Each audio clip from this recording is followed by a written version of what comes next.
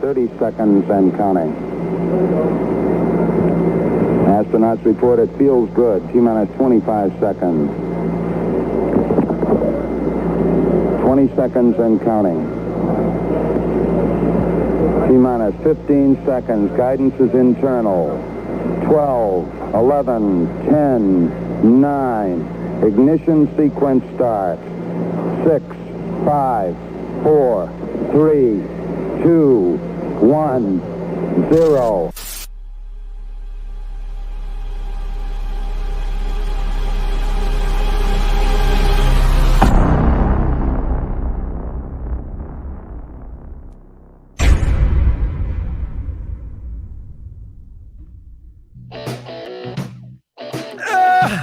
Oh, baby! Monday night, Buffalo Fanatics YouTube channel. It's the Smoke Break. It's your boy Bot, and it's official. Free agency is open, and it is off to an insane start. What a day it's been. Just when you think that the football season's over, couple days roll by, a month. Now it's light out till 7.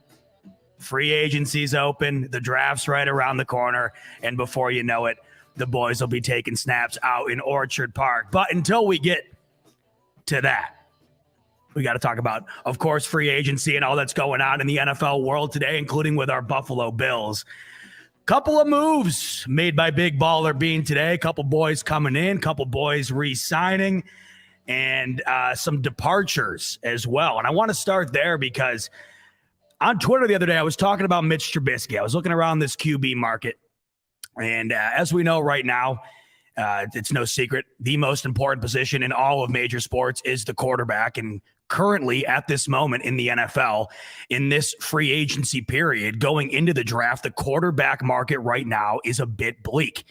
There are plenty of teams in need of a starting quarterback. As we know, if you've been following the draft at all, everybody is saying that the QBs in this draft are, it's nothing special compared to the years we've seen previous here. And then, of course, the quarterbacks available, anybody that's essentially worth going out and getting has been picked up. Jimmy Garoppolo, in my opinion, someone that I think winds up starting on a new team, has not moved yet. But I was talking on Twitter. I said, in my opinion, if Carson Wentz is a day one starter for Washington, they move on from him in Indianapolis, he immediately is going to be the day one starter in Washington. I think Jimmy Garoppolo is going to be a day one starter somewhere outside of San Francisco. It's inevitable. I said I think Mitch Trubisky deserves to be in that conversation. The reason I think that, I just flat out don't think Mitch Trubisky is much worse than the two aforementioned quarterbacks. And surely enough, today, as free agency opens up, the Pittsburgh Steelers are going to try their hand with Mitch Trubisky. He's no longer a Buffalo Bill, and he is going to be the starter for the Pittsburgh Steelers. And I personally believe the Pittsburgh Steelers are a better team today because of it. Now, somebody I was talking to on Twitter about this topic, who thought a bit differently than me, but nonetheless thought Mitch Trubisky deserved a shot, was my man EJ Daniels, who I'm going to bring in right now. EJ, thank you for joining me on the first day of free agency, and I hope it finds you well, my friend. Thank you for having me, Z. This is the first time I get to chop it up with you about football and the Bills, so I'm very excited. And like I said, I appreciate you giving me this opportunity. Pleasure's all mine. And as we were just talking out there, EJ currently, he's doing some PFF. He's doing some work for high school football, but he is a free agent himself. So I figured I'll sign him for the night and have him come on. We'll talk a little bit about what's been happening in the NFL world today. So let's start on that topic I was just touching on, EJ. Mitch Trubisky, I thought it was a great signing for the Bills last year to bring him in at the backup position. Obviously, the way Josh Allen plays, the odds of him getting injured are much greater than somebody who's willing to stay in the pocket and not run the ball like Josh Allen does, essentially Barry Sanders with a cannon of an arm, the way Josh Allen takes off sometimes. Not going to have that luxury this year. Mitch Trubisky off to the Pittsburgh Steelers. We were kind of going back and forth about how you felt that Mitch Trubisky, he deserves to be a starter somewhere, but I wouldn't necessarily put him with Wentz and Garoppolo. Now that you see him go off to Pittsburgh, and you're probably under the assumption now based on what they have on their roster, he's going to be starting. Your thoughts on losing Mitch as a Bills fan, your thoughts on gaining Mitch if you're a Pittsburgh Steelers fan? As far as losing Mitch, I don't really. It's not really hitting me one way or the other. I mean, obviously, you would like to have that reliable backup, but Josh Allen showed that he's playing a different brand of football now. And what I mean by that is he took a step forward. And one of the things I had said at the beginning of last year was the way that Josh Allen can take a step forward is, number one, by protecting himself and taking his checkdowns more. And he's doing that. So, having a guy like Mr. Trubisky is cool, but he's not really needed. They can get by with having a mid-level backup guy. So that's the first part. Second part of it is for Pittsburgh. I think it's a great move by them. They definitely raised their floor, and that is the biggest thing. Ben Roethlisberger has been probably statistically the worst quarterback in the past 2 seasons. He's definitely been PFF's lowest graded quarterback the past 2 years also. So with that alone, they raise their floor. You get a quarterback who can move, who can not only move, but can make plays out of structure. And then you have a quarterback, and this is the most important thing, who can push the ball downfield, which they have not had in these past 2 years. So I like it for Pittsburgh, but it doesn't. And this is the thing. This is the other thing. And this is the greatest part of this move. It does not take them out of the quarterback market. That's the greatest part of this move. You're right, because you go out, you don't have to give anything up. You take him in free agency, a 2-year deal for Mitch Trubisky based on what they have at the backup position. We've seen Duck Hodges, we've seen Mason Rudolph. We know what we're getting there.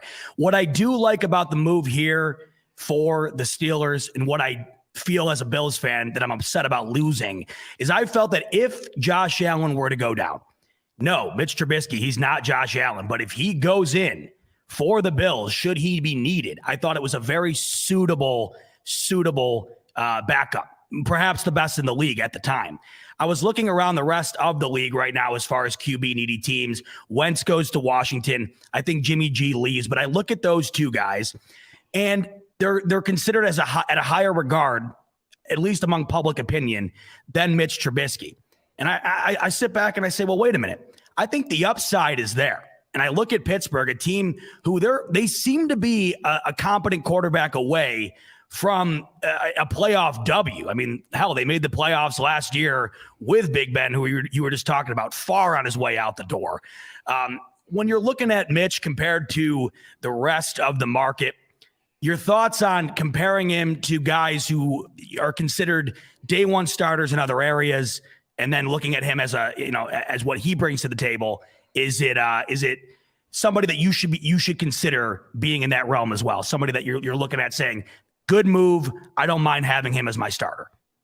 You definitely don't set up your heart to have Mitch Trubisky as your starter. Let me just start by saying that. Sure. I'm not saying he's trash. What I'm saying is that you can do better. You can always do better. But again, as you alluded to at the beginning, this quarterback market in terms of draft and free agent prospects is not the best. Mm-hmm. So why not take this time, build your roster up, get pieces, so when you do find that guy, they'll have a nice situation to come to. Now, Pittsburgh is in a great situation because they have a pretty decent situation. They have 2 good pass catchers, good tight end, good running back. They need to improve that interior line. They just signed their right tackle. Kiefer, I believe is his name. They just signed him back today. So they're trying to make some moves on the O-line. But as far as Mitch compared to the rest of this class, it's definitely a big drop-off. I would say he is of the lower tier, but he did sit for a minute. He did sit behind an all-pro quarterback. And, when you can get a quarterback of his magnitude who has started in this league, who has won playoff game, who have been in many playoff battles, for the price that he has gotten, I believe he got a 2-year deal. It's supposed to be reportedly about $4 million a year. So maybe it's going to be like $10 million, something like that. They did not invest a lot in him. And that's the whole point of all of these guys. You do not have to invest major capital, as you alluded to, right, to get a good team. And when you can do that and still be decent, like they can still be a playoff team, especially when you add one more playoff team like they did last year, they can be a wild card round team. And I think Mitch Trubisky can get them there because he raises their floor. But like I said, just because this quarterback class isn't great, I mean, I guess by default, yes, he deserves to have a shot somewhere. And that's kind of how I viewed it. When I'm looking at it, right, by default, you look around, you look at what's out there. Up until, and I'll get into this later in the show, but up until Brady decides to, say, hey, I've had enough family time. I'm back to football. You look around potential starters in this league should no moves be made. And I looked at Mitch Trubisky compared to some guys who'd be up for that spot. It makes sense that he gets a spot. I looked at Pittsburgh as one of those areas. But like you said, the nice thing is you get a transitional guy who's better than a lot of other options, but at the same time, you can still look. The problem with Pittsburgh, they did not adequately plan for Big Ben's departure. They allowed him to stick around a bit too long. Obviously, that's a tough spot. They weren't out working the block trying to get guys in to immediately replace him. So I think if you're a Steelers fan today, obviously, like you said, no one's throwing a parade bringing in Mitch Trubisky, but you're in a better position than you were yesterday. I think it's a good signing for them. So I just want to address what we were talking about on Twitter, just for all the people at home. So my only rebuttal to you is that you were saying that Mitch deserved a shot. So I was just saying that based on his resume of last year, no, he doesn't deserve a shot. What deserves him a shot is the market that he is in. Bingo. That is what deserves him a shot. What he did last year was nothing. Of course. He played 4 games?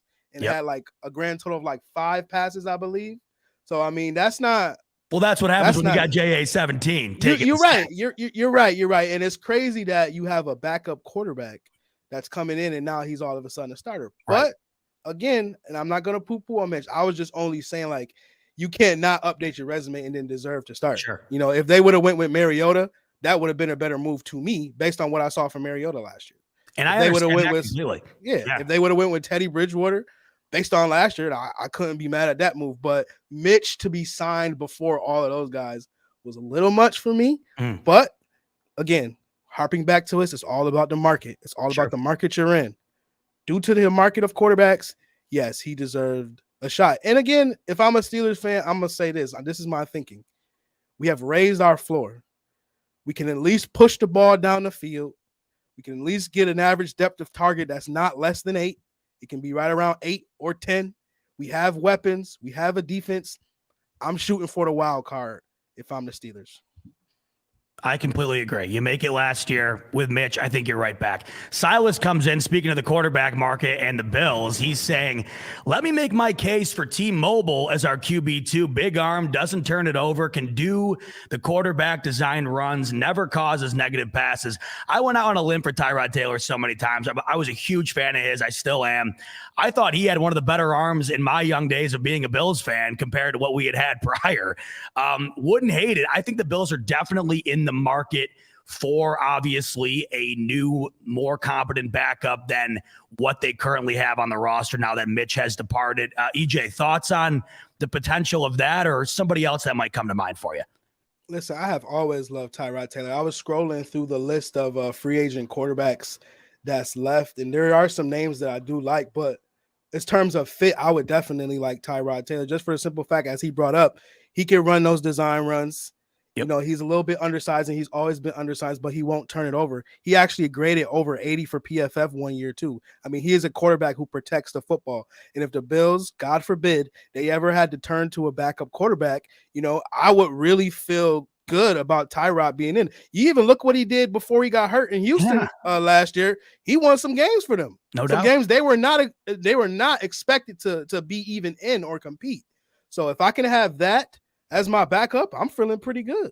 Totally agree. And I think that at some point we see something change on the roster there now that Mitch Trubisky has departed. So first move out of the way here, a conversation. Mitch Trubisky no longer the backup for the Bills. He's off to Pittsburgh. I think Pittsburgh gets better today. And another move, by the way, that we'll touch on real quick here because you just mentioned him, Teddy Bridgewater.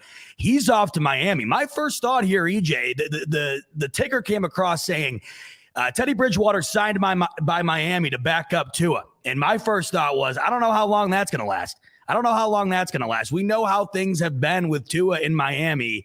Another move within the AFC East today, EJ, do you see a potential for Teddy Bridgewater to wind up taking starting snaps at some point, potentially against the Bills this coming season?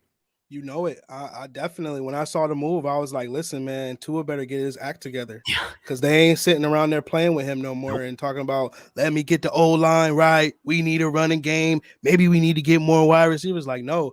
They in Miami did the same exact move last year. They got Jacoby Brissett pretty much for the same role, pretty much the same contract. So I don't hate this move. we don't know what we're going to get from Tua Tagovailoa. That's just a fact, but I know what I'm going to get from Teddy Bridgewater. He's probably not going to be a guy that's going to win you a Super Bowl, but if he has a stretch of games where, he's playing at a top 15 level, he may be able to sneak you in the playoffs. I don't personally like Teddy Bridgewater like that, but what we know we're going to get from him, we're going to get solid passing. We're going to get great decision-making. And most of all, he is not going to turn the ball over. And I like it above all else because of the system that they're going to run. They're going to run that Miami zone run system with a lot of shifts and motions and stuff. And if Teddy Bridgewater can just execute the offense, which he's shown he's been capable of doing, this could be a great move.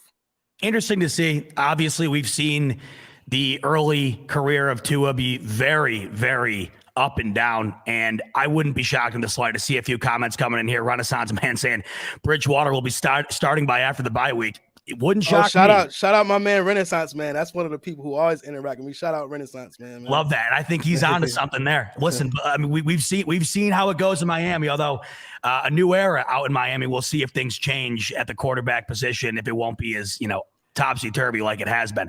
All right, so we're out. I know you got to get rolling to another show in a little bit here, EJ, but before I wound up letting you go here, I wanted to talk to you about what you think the next move should be for Buffalo. I'm going to get into the moves that have been made today a little later on in the show, but we were talking a bit before we went live, and we said the moves made today, they don't light your screen up. Obviously, I think it's in the pursuit of getting better, and in the trenches, that's where it's done. But ultimately, when you sign guys on the line, it's usually not some blockbuster move.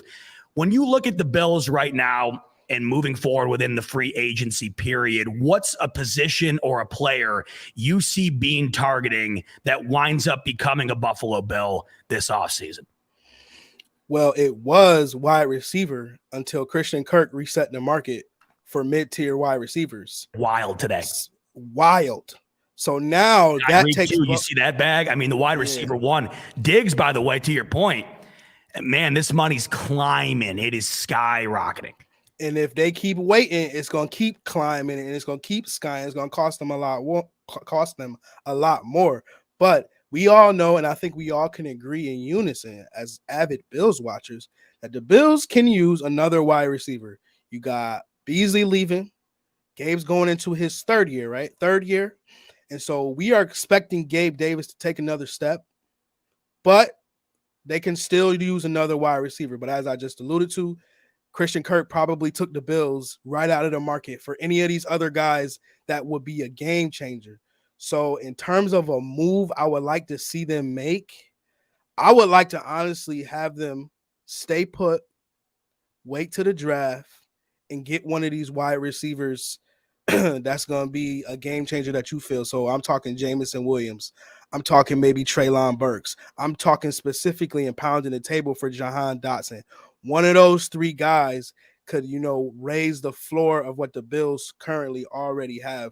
The only other move that I would want the Bills to make so they can actually, have a shot against the AFC, because we know the AFC is scary now. They need that pass rusher. We understand we have Rousseau. We got it. Epinesa, we have all these guys, but we need a guy that's bona fide. So if they trade for a guy like Danielle Hunter, or if they sign a guy like Chandler Jones, I would not hate any of those moves. Jarvis Landry, a name that's been popping up a lot today, specifically because a lot of beat reporters were saying keep an eye on Buffalo as soon as he was released from Cleveland. Is that somebody you'd like to see be brought into Buffalo, EJ? Why or why not?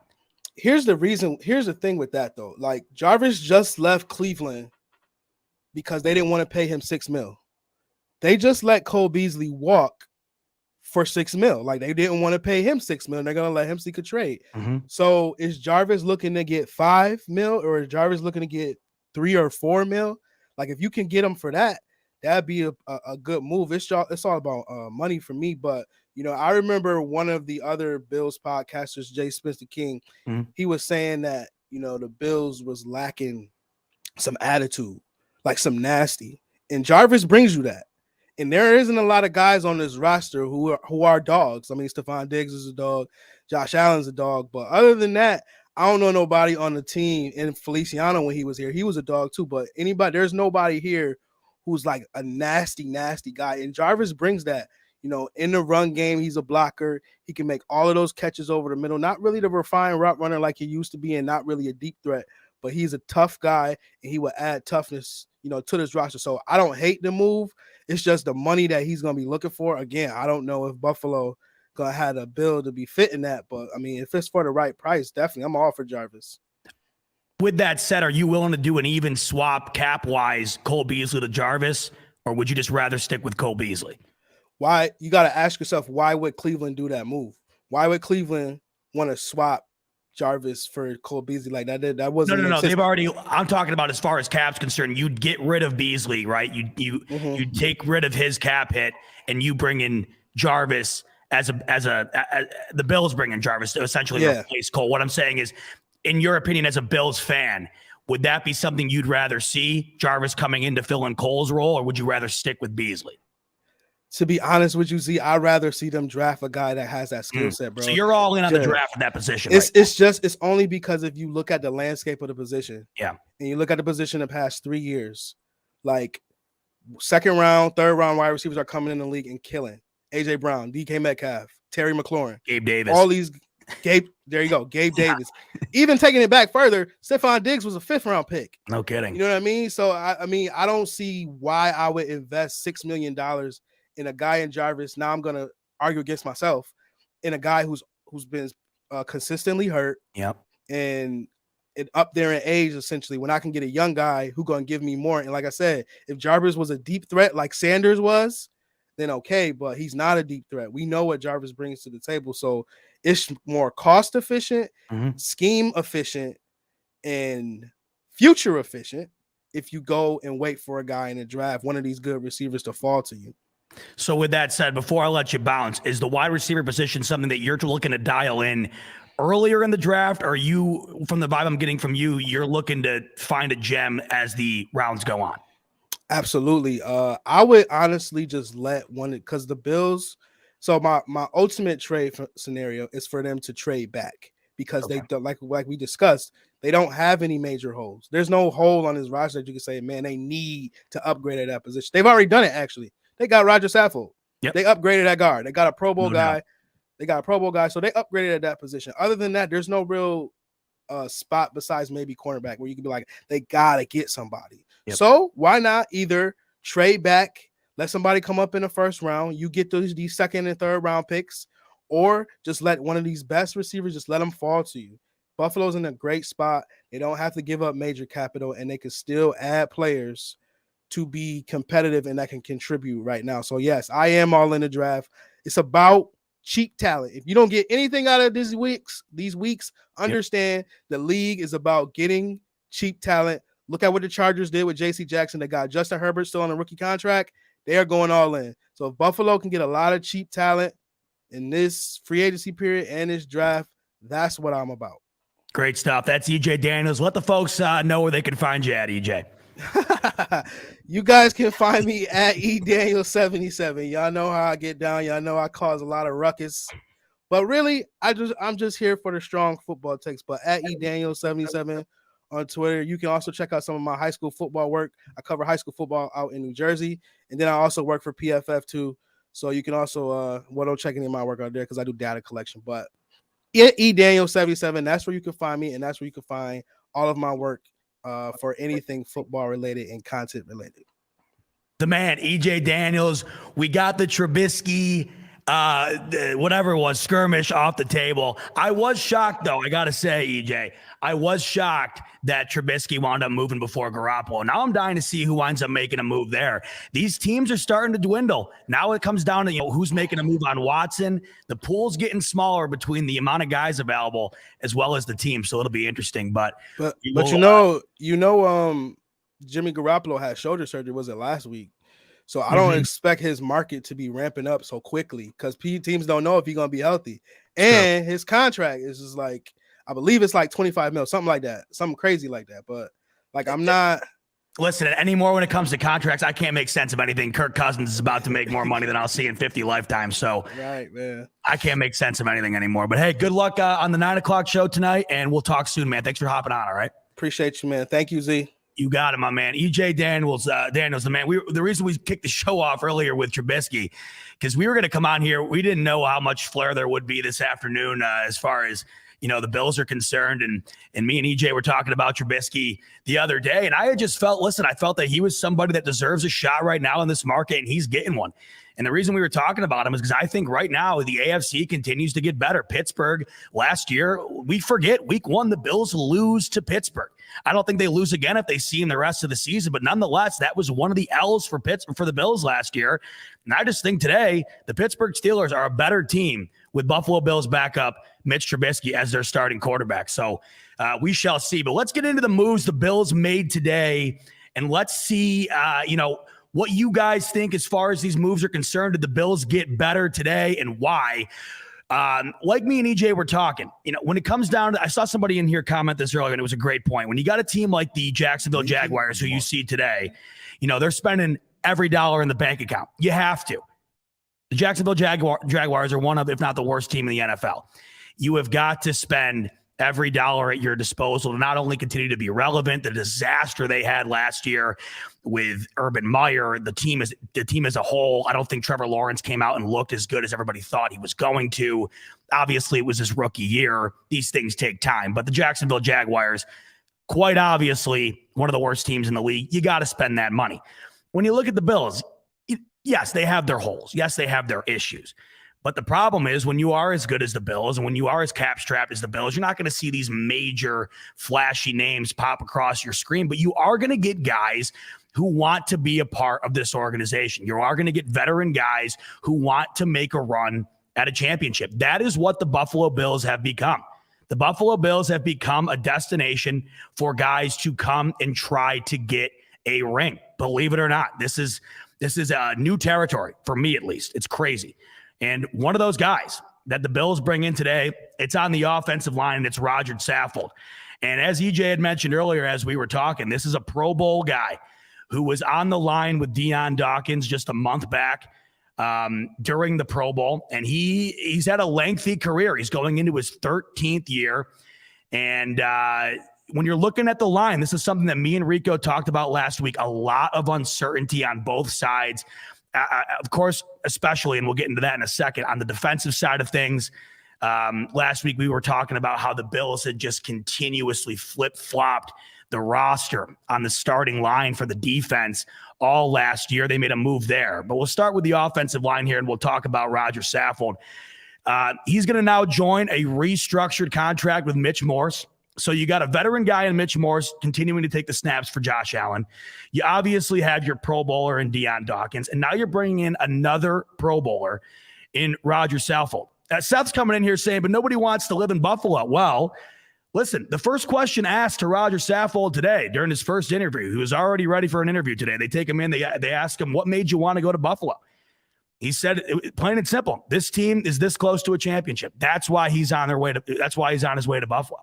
And if you go back and watch the tape, in a game where the Tennessee Titans had an extraordinary day on the ground against the Bills in that Monday night heartbreaker, Saffold had a hell of a day that game against a very competent D lineman in Harrison Phillips, who I expect to be re-signed soon here.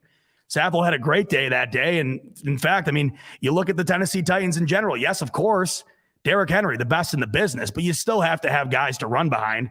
And they were 5th in the league in rushing last year, despite the fact that Henry missed several games. So you look at the position, and I think everybody was in agreement last week as we talked about it, right?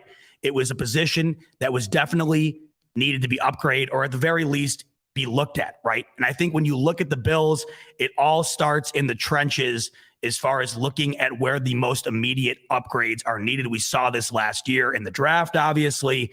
And as we can see here in the first day of free agency, the first moves made by Brandon Beane were on that line. So we bring in Roger Saffold, and he's coming from the Tennessee Titans. As I mentioned prior to that, he was with the Rams. He was drafted by the Rams. Brandon coming in here saying that he's concerned with Saffold's age and lack of pass blocking ability. Understood. You're talking about age, 13th year. Yeah, you're definitely getting up there, of course. But even last year, despite the age, we're talking about a Pro Bowler here. It's not like we're bringing in some guy who, had no relevancy just a season ago. We're talking about a guy who was good enough to make a Pro Bowl last year. He started 15 games at the left guard position, started 15 games the year prior. So even though your concern is valid, right? You're talking about getting up there in age. We're talking about a guy who seems to be quite durable. Even at that age, we're talking 2 consecutive seasons where he was healthy. And last year it earned him a spot in the Pro Bowl. So, I think, like we were talking about earlier, these moves are, somebody in the comment section earlier said it's a classic Bills day. Well, at this point, right, at this current juncture where the Bills are at, you can't expect these absolute monumental moves, especially when, you got guys on your own team that you got to consider taking care of at some point coming up here as well. Like we were talking about earlier, Christian Kirk, what he gets on a mid-tier wide receiver contract, there's money that's going to need to be spent soon here. And I think the ultimate goal is protecting Josh Allen, and we saw that in 2 moves today, right? We see that with Roger Saffold, and then, of course, we see the restructuring of Mitch Morse, keeping him around. That was somebody we were talking about last week, and he'll be back as well. So right off the jump, the Bills have tackled both sides of the line. Right there, we talk about the offensive line. Jason Miller coming in saying Saffold was a good pickup, has a relationship with our new O-line coach. Williams struggled at guard. That is a great point. Saffold, in the interview, if you go watch, he was actually interviewed right off the bat today, which I love. They wasted no time. And he said he was building a rapport with Deion Dawkins at the Pro Bowl, which is awesome because I've met Deion a handful of times, and it's impossible not to build a relationship with that dude. He's the coolest guy ever. So there's already, something to be said there. And then to your point, Aaron Cromer was his offensive line coach with the Rams. So there is some, relationship there, which is awesome. I think that means a lot. And it's better than nothing, obviously. When you're bringing in a guy with that position or any position, any relationship that you have prior to that, I think goes a long way. And there's 2 examples right off the bat. Looking through your comments here, taking a peek, and just let me know down here. We got almost 300 in here. Smash the like.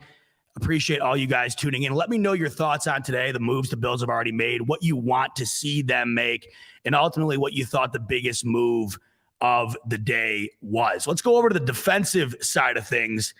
The Bills stick on the line, and they go after a D tackle from Washington, Tim Settle. Now, I am always transparent with you guys. Sometimes these names pop up, and you're just kind of like, man, I don't know much about that guy, right? I don't know much about Tim Settle, right? So I got to do my due diligence. I go take a peek.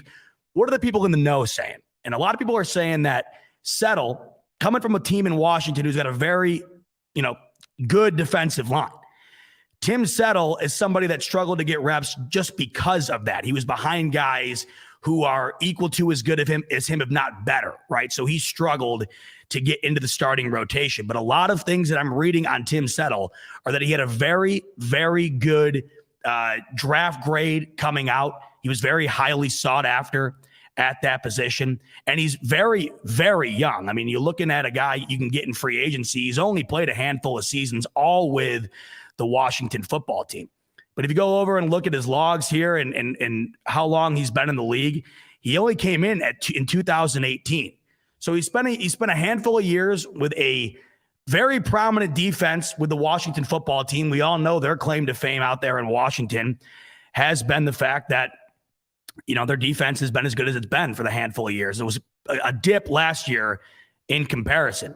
But looking at the D position, me and Rico were talking about this heavy last week, right? You're talking about the D line, and it's a spot there was no consistency. There was no consistency. Oh my gosh, yes, Johnny Blaze coming in saying Commanders. Wow, that's my first opportunity right there. That was my first opportunity to talk about Washington since the name change, and I've already butchered it. I've already completely screwed it. Getting used to that, by the way, that's going to be tough. I heard I was listening to a podcast the other day, and somebody said Commanders, and I'm like, what the hell are they talking about? And I go, that's right. Shit. I thought they were talking about, for a second, I thought they were talking about the CFL or something. And I go, wait a minute. That's right. The Commanders. So yes, Tim Settle is coming from the Commanders, not the football team. I was just getting used to football team. I was actually digging that name, truth be told. It's like, to me, the coolest name because it's so, I'm somebody, I like minimalist things. Like I like the color black and stuff like that. I thought football team, cool minimalist name. It's going to take a minute to get ready, or used to rather, the Commanders. But Tim Settle coming in from the Commanders to the Bills. So he his first year was in 2018, like I mentioned, with Washington. He's been healthy all throughout. He's played nearly every single, or he's been available rather, for every single game that Washington took the field for. You look at his stats, nothing completely eye-boggling or anything like that. But back to the points we were talking about last week, when you're looking at the D-line for the Bills, it's been very rotational, right? There's been no consistency. I think right now you're just trying to bring in guys who you think have an opportunity to make a name for themselves in Buffalo. And from what I've heard about Tim Settle, he was, an exceptional player for Washington, just somebody who couldn't work his way into the starting lineup based on what they already had. With the Bills, there's not many guys on that line that aren't able to be substituted out, right? I mean, we talked about this last week. We talked about it all throughout last season, and it's obvious because one week you got a whole different lineup than the next week.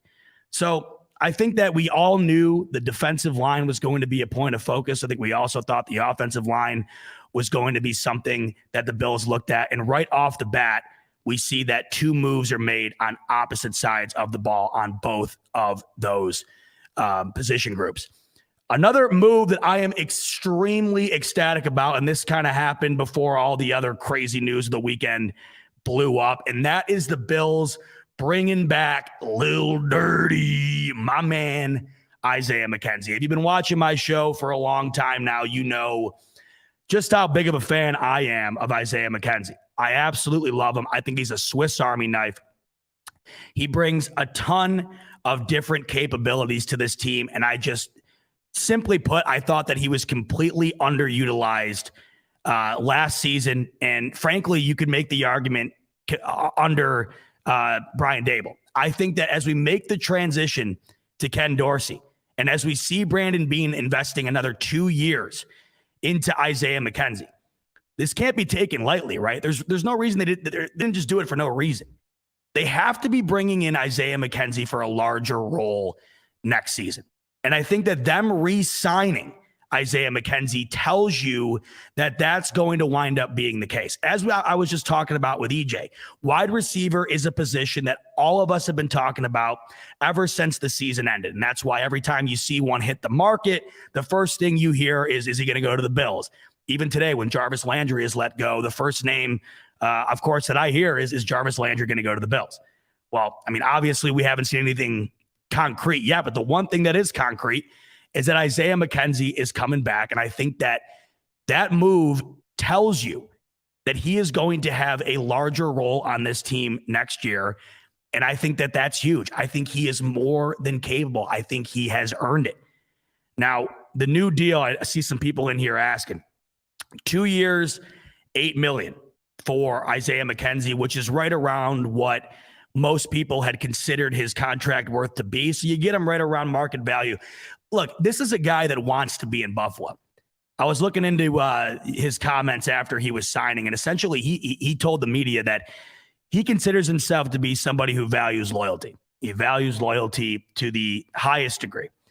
And when you're talking about loyalty in the Bills, I think that goes hand in hand. I think unlike other organizations, we see that far more often with the Buffalo Bills. And I think when you see this team continue to progress, you're going to see guys who want to continue to be loyal to this organization.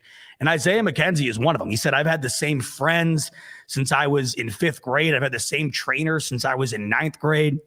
And he said that I think the Bills have been very loyal to me, and I considered myself to be loyal to the Bills. Now, I don't know what Isaiah McKenzie's market would have been, but all I know is he's a guy that I don't think many people outside of the Bills fan base are incredibly aware of.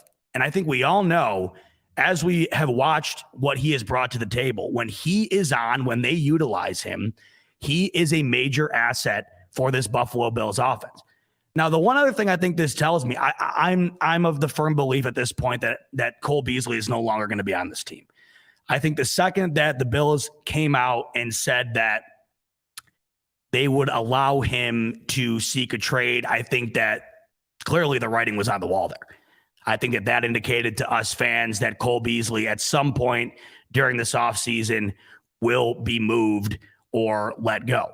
And when you're talking about the slot position, I think last year the Bills did a good job of supplementing an incredible year from Cole Beasley the year before to a year that was obviously not that. I mean, he was injured last year, and it was just not even close to the Pro Bowl year that or not Pro Bowl, the All-Pro, rather, that we saw a year prior. I got Johnny coming in saying Beasley doesn't want to be here. That's cool. Listen, I don't know. I mean, Beasley went through some crap with the whole vaccine thing. And listen, I don't care what fan base he would have been playing for, what team he would have been playing for. He was going to ruffle some feathers with his comments no matter where. He did that outside of the Bills fan base. So I don't know if he doesn't want to be here. I don't know who wouldn't want to be here. I mean, he's been a crucial part of the uprise that the Bills have witnessed over the last several seasons. I don't know if he'd want to leave. But then again, I mean, who knows? You truly don't know. And I think there at some point it's obvious that there's something going on behind the scenes to say, all right, we're looking to trade him. Is this just in? Are you guys? I'm seeing Harrison Phillips' name. Oh my God, this is just in, huh? Oh, I just felt chills, man. Really? This just in, huh? Yep. Harrison Phillips to the Vikings. Confirm that in the comments for me if you guys don't mind. Yep, I'm seeing it here. Bleacher Report. Oh man, that's a loss. Oh, that sucks, man. That sucks. I was of the firm belief Harrison Phillips was going to be re-signed by the Bills. That's a bummer. I've gotten to know Harrison over the last couple of seasons here, interviewing him and you know, doing a deep dive, on his history, who he is as a person, and damn, I absolutely loved Harrison Phillips as a guy, and I thought he had a great season last year that deserved a contract. But the Bills wound up going and looking at a different guy in Tim Settle on the defensive side. Maybe that was, I had read earlier that didn't mean Harrison Phillips would leave. That just meant that potentially they could be rotating, but that wound up not being the case. Harrison Phillips right here on the smoke break. Thanks you guys for breaking that to me in the contracts and in the comments rather, no longer a Buffalo Bill. I'm reading in here. What's this I'm seeing in here about DaQuan Jones? Is that fresh off the press too? I got to tell you, man. Free agency is nuts. You know, it's crazy. I'm 45 minutes into this. I haven't even mentioned that Tom Brady's unretired. That's free agency for you. All right. So we're coming in here. We're seeing, all right. So I'm getting Bills signed DaQuan Jones. J-Dub's saying 3-year, $19.5 million. I'm taking your guys' word for it. So DaQuan Jones. Okay, so I guess it's just a Titans fest this free agency period. Taking a look here, or was DaQuan? Let's see here. I'm taking a look. Man, I'm bummed about Harrison Phillips. I can't lie. I really, really thought he was going to wind up sticking with the Bills. I'm shocked. I can't lie. Okay, so yeah, that's right. DaQuan Jones was with the Panthers last year. He was with the Titans for the entirety of his career prior to that. So DaQuan Jones, D tackle. So, okay, here we go. I mean, I continue to talk about whoa. Sorry, guys. You guys are I don't know. I can't believe all this is happening right now. Did somebody Elizabeth, are you trolling? I can't look this up at the same time and talk. You guys are killing me. If Chandler Jones is on this team, I need to know now. There's no way, right? I would have heard about that. Come on. She capping? Adam says she's capping. Elizabeth, you can't be doing that. That's not cool, man. That's not cool. I don't like that. You got me all excited. The emotions here. I'm bummed about Harrison Phillips. Now you're telling me we get Chandler Jones. I immediately get a rush of dopamine. Now you're capping. That ain't cool. All right, DaQuan Jones, like I was mentioning. Yes, Panthers. He was with the Titans prior to that since 2014, spent a year with the Panthers. So what else is new? A Panthers signing for the Buffalo Bills. We've heard that before. Taking a look last year at DaQuan Jones, played all 17 games for Carolina. And that's the second D tackle the Bills bring in right off the bat in this free agency period. Tim Settle, DaQuan Jones, and then, of course, on the offensive side, Roger Saffold. They also re-signed and extended Mitch Morse's contract. So everything, for the most part, outside of Isaiah McKenzie early on here, has been orchestrated on the line. So we see where the priority is. Yeah. Oh, God, Elizabeth Source was the bro, trust me. I've been there before. I've been there with the bro, trust me, before. I've fallen ill a few times to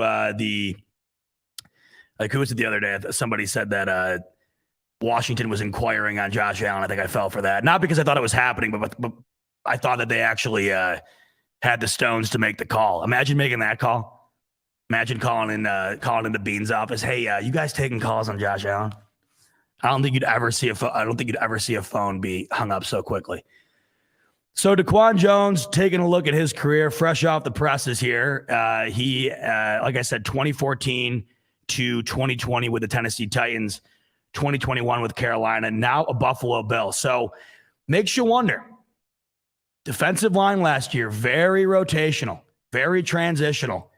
And two of the first moves for the Bills this offseason are made on that D-line. And not only have they brought in two guys, but they also let go of Harrison Phillips. So I wonder, you clearly got to make the inference here that they just felt that what they could bring in during free agency would wind up having more upside than re-signing Harrison Phillips. I always say this. I say this nonstop. No, I am never, ever, the way I am as a fan, I am just a massive fan through and through that loves to come on, right, and talk Bills football. But I'm not the guy who dissects all these, the rosters, the moves, the drafts, all that stuff. I put full faith in the higher-ups of this team. Now, back in the day, I didn't. Anytime the Bills made a move, you immediately would have to question it, right? But the way things have been going for the Bills the last handful of seasons, the moves they've made, the people they've brought in, I have the utmost faith in Brandon Beane, right? And as much as I wanted to bring back Harrison Phillips, I truly did. As much as I wanted that to happen, I have to think that whatever the conclusion they came to in the front office to say, okay, we think we can get better at this position, the D-line position, in free agency, and we feel like that will supplement getting rid of Harrison Phillips. And clearly that's exactly what happened. So Harrison Phillips gone, DaQuan Jones in, Tim Settle in. So the D-line right off the bat here during free agency is already taken a totally different turn for the Buffalo Bills compared to a season prior. Now, like I said, Vikings are taking in Harrison Phillips. So that's where he's off to. Harrison Phillips, $19.5 million. So he's getting paid. Harrison Phillips is getting paid. So I'm happy for him. He deserves it. He had a good year last year, and clearly he deserved his contract, right? And that's why I felt the Bills were going to pay him. But I'll reiterate it again. The Bills just felt that the money could be spent better in free agency, and that's what these moves are telling you. So very interesting. Very interesting. And now it leaves you to wonder what is going to be the moves continuing as we move forward here. There are guys that I've heard names, the names be circulating all day today, one in which was Jarvis Landry, right? And I think EJ made some good points earlier. You see what Gabe Davis has brought to the team out of the draft, right? And it was just it was a guy you would never expect to have that type of impact on the team so quickly. And you look at that and you look at the skill that comes out of the draft now at the wide receiver position. And I'm not talking about, it's all over the place, obviously, top tier and lower draft round or lower round guys, right? But you look at what these guys can do straight out of the gate. Now, I understand you're not going to find Jamar Chase in the 4th, 5th round. There's a reason they go towards the top. But even back in the day, I mean, how often did we used to see guys come out and immediately assert their dominance to the point where you could argue that they're the best at their position in the league? Jamar Chase last year, it was him and Cooper Kupp, right? So you look at what you can get in the draft now, and you wonder, is it worth going out and paying the money that these guys are commanding now, these veterans? Because if I go over, let's take a look at, EJ brought this up. I haven't had a chance to look at the contract for Kirk, but I'm wondering what that is, because, you look at the guys that are available now and you're looking at what you might need to spend, not mentioning, right, what you're going to have to spend on Stefon Diggs. You got to keep that in mind. So 4 years, $72 million for Christian Kirk with a max value of $84 million. That's a bag. That is a bag. And I understand the Jaguars are in a position where they probably need to overpay for some guys. But Christian Kirk and those numbers, it makes you wonder what the hell. I mean, it really makes you wonder what the hell Stefon Diggs is going to command. Devontae Adams is saying he doesn't want to go out and play for the franchise tag this coming year. And I highly doubt that the Packers, after paying what they paid to Rodgers, are going to want to let him go. You wonder when that move for Diggs is going to be made, because it really does seem like the money for these receivers is only going up and up. And if Christian Kirk can get upwards of $84 million, I mean, what is that telling you? What is that telling you? What is that saying about Stefon Diggs, right? That's just wild. That is an absolute bag. But the money being paid now, and this is what happens when you don't have guys at the position that are viable and you have to go and pay for them, right? I mean, Jaguars had to. You look at Kirk Cousins, right? And everybody's like, oh, how do you pay Kirk Cousins that money, right? Okay, but what are the Vikings supposed to do? And I told you this the second that the Bills signed Josh Allen to his contract. I go, that is going to look like highway robbery in a couple of years' time. And it already kind of is. I mean, you look at the money that's being shelled out, right? Josh Allen, for the money that he's gonna wind up making, yeah, it's no small amount. But as these cap numbers continue to rise, especially at the quarterback position, and when you look at what Kirk Cousins has been able to amass over his career, right here, by the end of the 2023 season, Kirk Cousins will have earned at least $231.7 million in his career. I mean, that is just absurd. He's going to earn $40 million in 2022, Kirk Cousins. If we go over to Josh Allen's contract, just to kind of give you a sense of why I think signing guys. I mean, at first I was hesitant, right? I thought, okay, if nobody else in that draft class is going to wind up getting signed, right? They hadn't signed. Lamar still hasn't been signed. Baker still hasn't been signed, right? And obviously Sam Darnold doesn't even factor in anymore.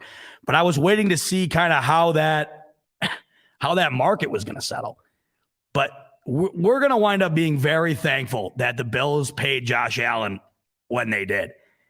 Because you look at 2022, even when Josh Allen's contract kicks in 2023, it's not even $40 million. In 2024, it's just a hair over $40 million. His highest year, obviously, is in 2025, where he'll have over $50 million on the cap. But just to give you an example here, in 2023, Allen will be making just shy of 40. And then in 2024, he'll be making just a hair above 40. That's Josh Allen. Okay. We've already come to the conclusion, no debate, one of, if not the best quarterback in the league right now. Kirk Cousins in 2022, 40 million, and then 30 million in 2023. All of it's fully guaranteed. So, man, oh man, that's crazy. The money has just been absolutely being shelled out. And once again, still here we are, right? Here we are, almost an hour in here, and all of this stuff going down, and we haven't even discussed the fact. So Tom Brady's back. Tom Brady's back. Look, I thought there was definitely a chance. I thought there was a pretty decent chance. The way he retired was very weird. It was very odd. It didn't feel very Brady-like. He just kind of left. He left after losing to the Rams. It just didn't seem like it was going to be how Brady ended his career. And then the news was broke, and then it wasn't. And then days passed by where he didn't comment on the news being broke by Schefter and whoever else that he was retiring. And 2 months go by, and now he's back. And I think Russell Wilson going to Denver had a lot to do with it. I think that Aaron Rodgers signing his contract with the Packers had a lot to do with it. But, you know, you look at the NFC right now, and with Brady gone, I really thought that it was going to be the Packers and the Rams. Now Brady comes back. I think he looks at that and says, okay, well, I still have plenty of opportunity to get another ring in the NFC at this current juncture, the way that the NFC currently is shaped up. I mean, you look at the AFC right now, it is just absolutely astounding. And we have yet to see where DeShaun Watson winds up going. And that's a whole other thing. DeShaun Watson, no criminal charges will be pressed, so that immediately has opened the floodgates for teams to pursue him. The leader in the gatehouse right now, according to just about everybody, is the Carolina Panthers. I sit back, I wonder, okay, you wanted out of the Houston Texans organization so bad. How much better is the Carolina Panthers? I mean, yeah, they're better than the Houston Texans, but I mean, not much. I thought the priority for DeShaun Watson was to go to a winning organization. I would not consider the Carolina Panthers to be that. Granted, you go to the NFC, you're automatically one of the best teams, or you're automatically one of the best quarterbacks in that conference now. Saints is a good example. See Morse saying the Saints. I think that they're definitely in play. I don't see why DeShaun Watson would go to Carolina. That personally makes no sense to me. Before Brady came back, and that also throws a wrench into things too, because there was a ton of rumors, right? I was hearing rumors that for God's sakes, the Bucs were going to trade for Baker Mayfield. You got to wonder if that got under Brady's skin. You imagine? I mean, imagine Brady sitting at home and he's like, really, I'm going to let my replacement be Baker Mayfield. There was all this stuff all over the place, right? But one of the rumors was that potentially Deshaun Watson could go to Tampa Bay. To me, that made sense. They're the team most ready to go the distance. And they have an insane amount of weaponry. Obviously, they're Super Bowl ready. Thought that they might make a play for him. But now that that Tom Brady is back, I'm dying to see where we see Deshaun Watson wind up. The nice thing is I think that he's out of the AFC. And as Johnny Blaze is saying, just get Watson out of the AFC. I think he's out. I mean, let's go through here right now. We'll take a look at the AFC teams. And I just don't currently see where I don't know where he goes unless the Colts make a move. I haven't heard anything that would make me believe it. They're a team that needs a quarterback. So there's potential. The Steelers ultimately could still make a move despite just signing Mitch Trubisky. Obviously, if they could bring in Deshaun Watson, you think they would. Although you got to remember, with all the turmoil that was surrounding Deshaun Watson, some teams still don't want to touch that despite the fact that he's been acquitted of any criminal wrongdoing. He was still accused of a lot of terrible things despite not being despite them not finding anything criminally, they weren't able to find anything that was able to charge him with anything criminal. A lot of teams still don't want to touch that, right? And what we've been hearing is that teams have had people on the ground floor doing investigative work for over a year now on DeShaun Watson. So one of those teams that has been doing that extensively for over a year is the Carolina Panthers. Now, McKell's coming in saying Miami's a dumpster fire. No way he goes there. I don't know if you guys heard this. There was a rumor that Brady was considering Miami at some point. So I don't know. That was wild to me. I heard that was a potential a couple of weeks ago. I could never in my wildest dreams imagine Tom Brady in a Miami uniform. I mean, close your eyes, try to think about that for a second. Appreciate the super sticker by the way, C-Mark.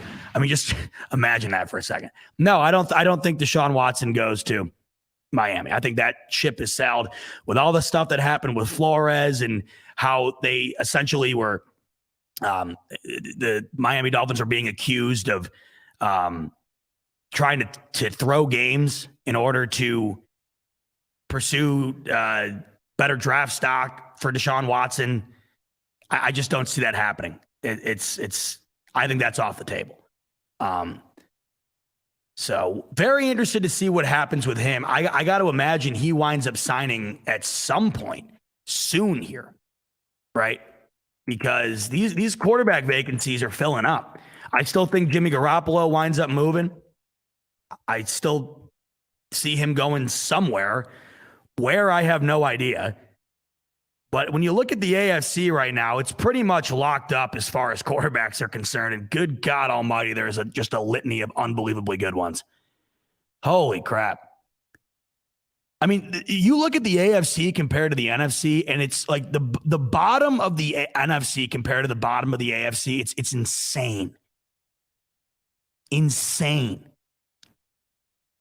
The bottom of the AFC still has Trevor Lawrence, right? Who is considered to be one of the biggest quarterback prospects in history. Think about that. I mean, like potentially the worst team in the AFC has a quarterback who is considered one of the greatest prospects coming out of college. Whether he turns into that, who knows? But as of today, the worst team in the AFC potentially has one of the highest sought after quarterbacks coming out of college ever. That's why I told you I think Mitch Trubisky, go and look at the NFC.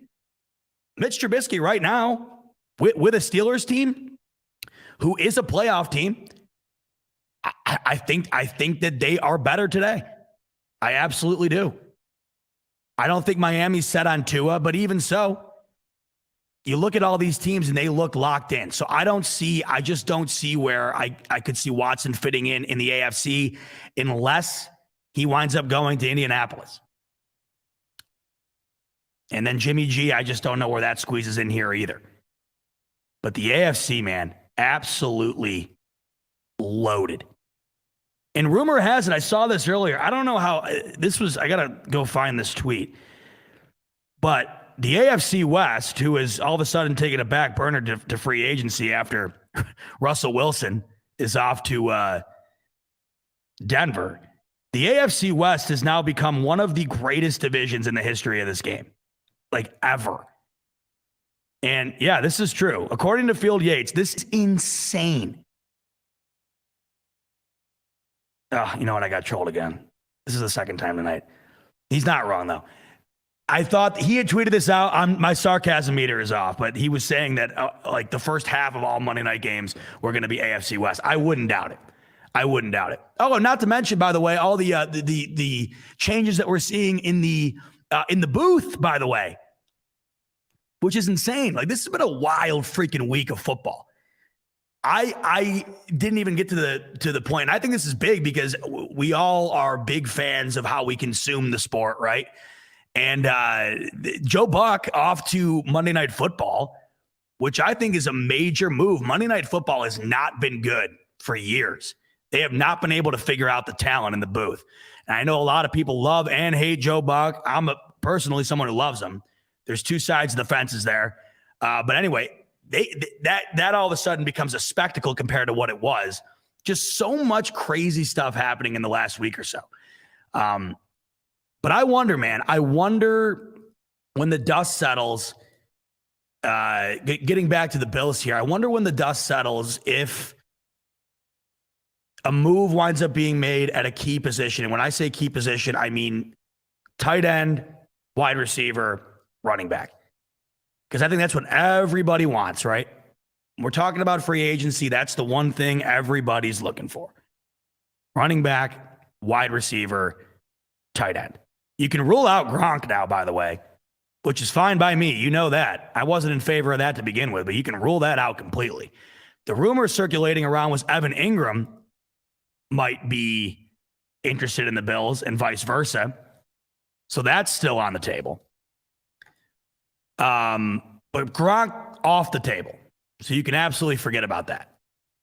And then wide receiver, I said this last week about DK Metcalf as soon as Russell Wilson went to Denver. I said, let's get DK Metcalf. Let's just get DK Metcalf. And oh my God, if I'm being compared to Tim Dillon, Jack, this is a great day. Tim Dillon is my favorite comedian of all time. So that's a first, and I appreciate that. The Tim Dillon Show is my favorite podcast on the internet. That's the first time I've gotten any relation to Timmy D, and I love that. So that is absolutely hilarious, Jack B. Tim Dillon he's my favorite. I'm seeing him live hopefully soon. He was up in Rochester not too long ago. I was supposed to see him, and I actually wound up having to go out of town. I wasn't able to see him, so I'm hoping to get to see him soon. But Jack B, that was a night maker. That was funny.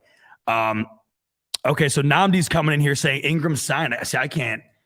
It's so hard to keep up. Where did Evan Ingram sign? Let's see here. Evan Ingram.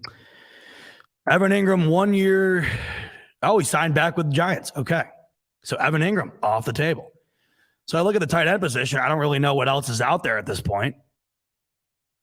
Or excuse me. No. Jacksonville. Yep. Read it wrong. Thank you guys. So Evan Ingram to Jacksonville.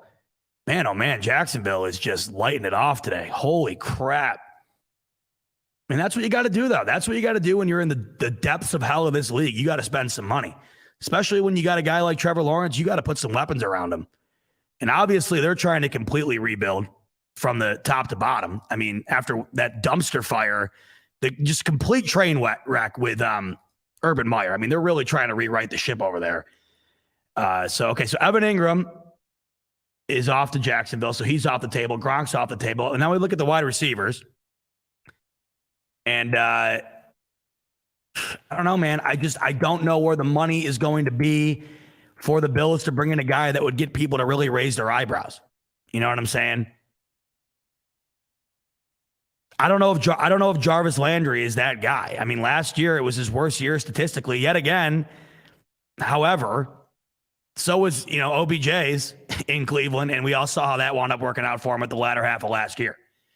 So the more I look at it, the more these guys wind up getting gobbled up, the more I see the money increase at that position, the more I come to the realization that Stephon Diggs is going to command an absolute absurd amount of money. The more I'm, not overly interested in going after a wide receiver right now. Because the more you think about it, the more you come to the realization that I just don't think that that's in the cards. I just don't. And then you've seen some moves around the league at wide receiver for other, teams that could compete with the Bills. But, you got Amari Cooper going to Cleveland, which, Cleveland to me is an anomaly at this point. I can't make heads or tails. But to the people who do want Jarvis Landry, Ian Rappaport at 12:22 this afternoon said the Bills and Chiefs are two teams to watch when it comes to Jarvis Landry. And I mean, I am of the firm belief that Cole Beasley is going to be gone. I'm convinced. So something's going to have to be done at the position, you'd think. You start by re-signing Isaiah McKenzie. But, that's nothing that I think when it comes to building up the wide receiver depth, I don't think anybody in Bills Mafia is going to be just satisfied with bringing back Isaiah McKenzie. You're going to need to make a move somewhere else. And the draft, yeah, it's a viable spot. And I think at this point, that's going to wind up having to be the spot that you take the risk at. Because I don't want Juju Smith-Schuster. Speaking of free agency, I don't want anything to do with that. Nothing to do with that. Allen Robinson's going to be too expensive. And outside of that, I mean, there's not going to be much else that would really be doable. So I think that the realization I've come to is that wide receiver is going to have to be tackled in the draft. And then from there, we'll see what happens. But as of right now, we're seeing the Bills try to get better in the positions that we not only knew they needed to get better in, but the positions that really wind up catapulting you into, top tier championship position. If the Bills can continue to get solidified on the O-line and the D-line and really become dominant at that spot, that would be everything. We already see them making moves on the D-line. I don't think it's anything earth-shattering, and I'm going to miss Harrison Phillips. I truly am. I'm still kind of shocked at that. I'm going to miss Harrison Phillips big time. But you bring in Tim Settle, and you bring in, was it DaQuan? Who did we bring in earlier? From, I can't keep it. Yeah, DaQuan Jones. You got DaQuan Jones and Tim Settle on the D-line. Man, it hasn't really sunk in that Harrison Phillips is gone. I mean, I look at Harrison Phillips as that guy who I always come back to the Walter Payton thing. Because to me, I just thought that was so big what he did for the Buffalo community year in and year out. The time he spent with the kids in the hospital and stuff like that. So he is going to be missed. But like I keep saying, clearly there was something within the front office that made Bean and the rest of the personnel team say, okay, well, we can get better at this position in free agency, and we simply can't put the money into Harrison Phillips, and we're going to do that. And that's what we saw. So we'll see as time moves on here, what other moves the Bills wind up making. I mean, I'll be honest. I don't see anything crazy happening. I just don't think it's there. I don't think the ability to get that done is there. I do think Cole Beasley at some point gets moved. And then, the running back position continues to interest me. I wonder how that gets tackled if the Bills continue to want to try and run with Devin Singletary. I don't see them. The more I think about it, are they going to be willing to give up? Are they going to be willing to give up high draft capital for a running back that, like Christian McCaffrey or Saquon Barkley, the two that obviously come to mind when you think about guys who you'd consider acquiring at the running back position for a good amount of draft capital? Are they going to be willing to part with that draft capital for guys who just can't stay healthy? And ultimately anymore at that position, nobody can stay healthy. You talk about any of these top tier running backs, every single one of them was hurt last year. Every one of them. And I do think the Bills quite clearly need to get better in the run game, but I don't know if I see them making a dramatic move for a blockbuster running back. Then again, though, they continue to try their hand at the draft, and you're only going to get so much out of these low round, deep in the draft picks. I think what they've gotten out of Devin Singletary has been serviceable for, what the expectation was. I know a lot of people on here, saying cut Zach Moss. Zach Moss hasn't been anything incredibly special, but yet again, the run game hasn't. Josh Allen continues to be the best rusher on this team. And Devin Singletary was getting better towards the end of the year. I just wonder if their focus is going to be, let's get as beefed up on the O-line as possible, try to get that to where we are completely satisfied with it, and then see how much better the personnel we have now will be under that line. But I think that you have a decent enough sample size by now to tell yourself that you probably need to upgrade at that position, but there isn't a whole lot of room to do so. Johnny Blaze saying running back is the last of our worries right now. I wouldn't say it's the last.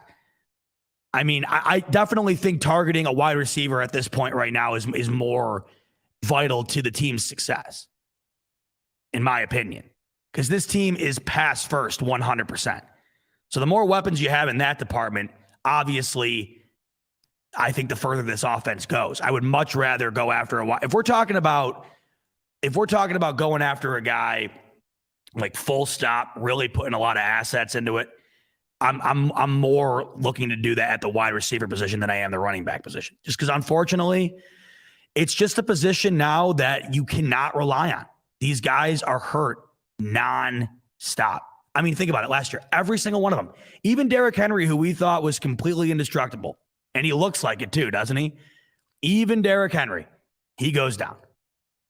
Kamara goes down. Saquon goes down. McCaffrey goes down. All these guys go down. So, and I agree with a lot of you in here. Brandon M's coming in here saying the problem isn't Singletary. It's getting either a third down back or a pass catching back. I completely hear you. I think that that's the one area that I would like to see. I would definitely like to see that completely revamped this year, utilizing the running backs more in the pass game.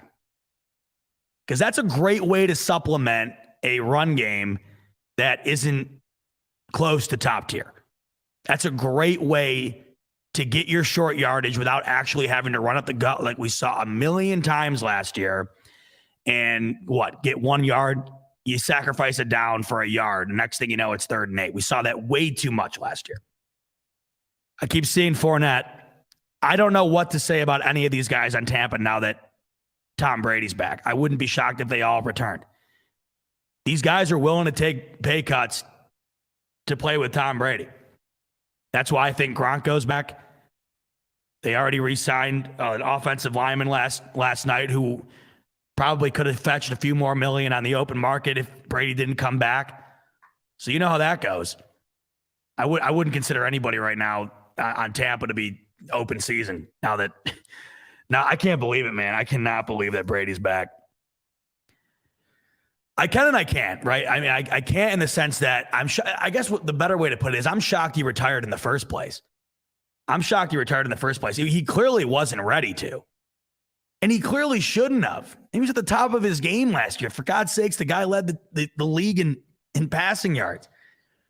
I don't think the wheels are off of him yet, even in the slightest, not even close.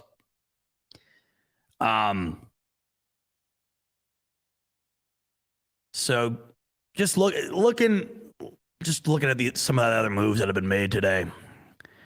It's crazy. You refresh Schefter's. I was on Schefter's Twitter all day today. Just refresh.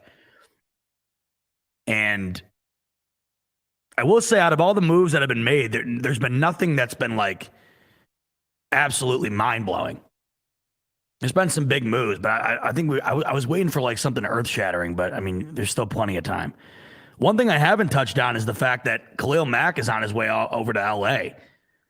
The tandem between Khalil Mack and Joey Bosa in LA for the Chargers is that's a big move. I was shocked that the Chargers weren't better last year. I really had them high on my radar. You got to think at some point they get over the hump. Justin Herbert is way too good. And now you got, Joey Bosa was already one of the best in the league. You bring in Khalil Mack. I know it's been rough for him in Chicago, but he's still got plenty of good football left, in my opinion. And you pair him up with Joey Bosa, I think that was a great move for LA. Seeing J.C. Jackson's name being brought up, yes, you're right. That's another move. It's another move for the Chargers. He got paid too. See, I always wonder about this. I always wonder about guys like that, like J.C. Jackson, that Bill Belichick's willing to let go. Because Bill Belichick oftentimes is willing to let guys go before the rest of the general public is under the understanding that there's a reason he let him go, right? I just always wonder with that. But he got paid $82.5 million on 5 years. Man, that's wild. That is crazy, crazy money. I mean, the money that's being tossed around anymore for everything. Just wild. That's two big moves for the Chargers. But I guess that's what you're going to have to do when that division is what it is. You are going to have to continue to get better and better and better and better. You cannot sit around at all. That division is ridiculous. Absurd. But good for the Chargers in that division, having to go against that, quarterback talent. You're going to have to get better at the position, or on defense, rather. And that's exactly what they did. I haven't heard any news on Tyrod Matthew yet, speaking of defense in that division, although I did see something interesting how the Raiders were considering bringing him in, which I thought was interesting, seeing that's a big rival in division of the Chiefs. So that would be interesting. But there's still so many different moves to be made, of course. I thought the one interesting move in the AFC East today was Teddy Bridgewater going to Miami. Obviously, nothing crazy, not a blockbuster, but I just think that I just have no belief in Tua whatsoever. I just don't see it panning out, especially now that Miami has new leadership. I think that ship is going to eventually move on. I can see Teddy Bridgewater starting at some point, and I wonder what Miami winds up doing going forward. But I thought that was interesting just because I could see Teddy Bridgewater taking starting snaps for the Dolphins. And it's crazy. You look around the AFC, right, and how good the AFC is, especially when it comes to the quarterback position. Think about how lucky the Bills are right now to be in the AFC East. And imagine saying that at all the last, 20 years? I mean, the Bills are blessed right now to be in the AFC East. The gap between Josh Allen and everybody else in that division is seismic. I mean, think about the AFC West. Derek Carr is easily the worst quarterback in that division, and he would immediately be the second best quarterback in the AFC East if he went to the Patriots, Jets, or Dolphins tomorrow. He is without question the worst quarterback in the AFC West. If he was traded to the East tomorrow, no debate, second best quarterback in the division. I mean, the difference between Josh Allen and everybody else in that division is insane. And until a move is made in there, the division is absolutely on lock for the foreseeable future. And I know the AFC looks very daunting right now, right? And you see other teams making moves and you're wondering when the Bills will do something or they don't do anything that winds up, catching your eye and you're worried about it. I look at the rest of the AFC East, or the AFC rather. I think the AFC West eats themselves alive. I really do. I think the 1 seed this year for Buffalo is more in play than ever, just because it's going to be hard, in my opinion, or harder for a team like the Kansas City Chiefs to get the 1 seed out of that division. It's going to be tough for them to have a better divisional record than the Bills. It's going to be tough for anybody in the AFC to have a better divisional record than the Bills. The Bills are just going to have to take care of their out of division games. And if you go and look at the Bills' schedule, I mean, they don't have to play the Broncos with Russell Wilson. So, I mean, that's something that you can rule out as far as, having to face the new quarterback talent coming into the AFC. But if you look at I'm going to pull it up here. If you look at the schedule, the better the AFC continues to get, for some odd reason, the more confident I'm becoming, just knowing that the Bills are so far and ahead of everybody else in their division. It's truly wild. And I guess you could have made the argument, right? You would have made the argument that the Patriots, they'll always be right there, but I'm not buying that for a second after what we saw in the playoffs. Not a second. I mean, the out of division games for the Bills are not incredibly easy. I mean, I'll be frank with you. They got to play the Packers. But that's at home, and that's going to be fun, man. What am I seeing down here? Tyreek Hill just tweeted the eyes. Oh, let's take a look at that. There'd be no way, right? There would just be no way the Chiefs would move on from him. Let's see.